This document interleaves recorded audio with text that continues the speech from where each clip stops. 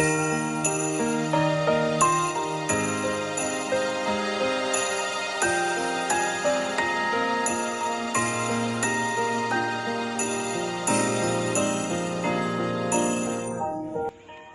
gabi po. Ako po si Drixina Las Piñas, Umac. Nakatira po sa Phase 1, Payatas, Quezon City. Dito po ko nagtatrabaho kay Roy Ala. Dito po sa nagpipili po ako ng basura. Panggabi po kami. Meron po akong anak, 7 piraso. Pero po, may asawa na po yung 5, yung 2 po. Yun po ang pinapag-aral ko sa ngayon. Dagdag po yung isa kong apo kasi po marami pong anak po yung isang anak ko, kaya yung apo ko po nandito po sa akin. Ako po ang nagpapaaral sa kanila. Ito po yung trabaho ko, nagpipili lang ng basura kasi ito lang naman po ang kaya kong trabahuin. Kasi po wala, undergraduate naman po ako.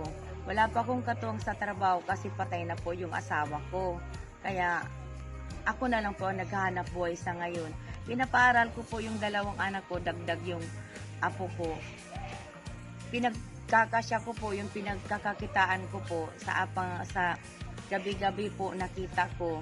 Pinagkakasya ko po sa pang-araw-araw po naming gastos at sa pag-aaral po nila. Mabuti na lang po ngayong mga panahon ito at hindi po namamasahe yung mga anak ko kasi po nakamodule po sila. Yung iba po nagmo-module po sila kaya hindi po gaano magastos po kasi wala naman pong pamasahe. Pero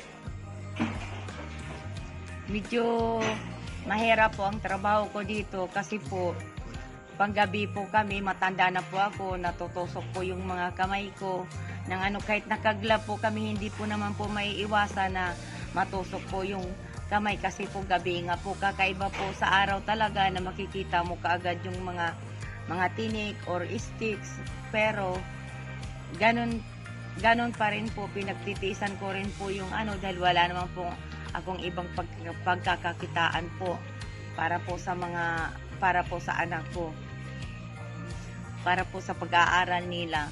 At gusto ko po sana, dahil matanda na po ako, gusto ko po sanang magkaroon ng kahit kaunti man lang pong mapagkukunan po namin sa pang-araw-araw namin, kahit maliit man lang na tindahan. Kaso po wala pa akong sapat po na puhunan kasi po lahat po ng kita ko ipinagkakasya ko po sa pang-araw-araw po sa anak ko po at apo ko po nga nag-aaral, kaya po wala pa akong magagawa. Ito na lang po ito na lang pong pagpipili, ito na lang po yung kaya kong gawin sa mga panahong ito kasi matanda na po ako.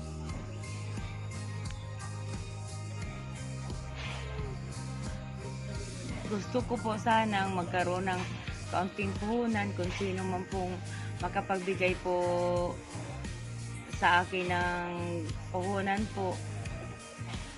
Marami pong salamat. Kung paihintulot po sa Panginoon na mabigyan po ako niyan ng kung sino man po yung tao na gawin po niyang kasangkapan para po mabigyan po ako ng puhunan para po sa pang-araw-araw naming pamumuhay, kahit maliit man lang na tindahan. Marami pong salamat sa kanya. Malaking utang na loob ko na po yung sa kanya kasi matanda na po ako. Yun lang po ang kaya kong gawin.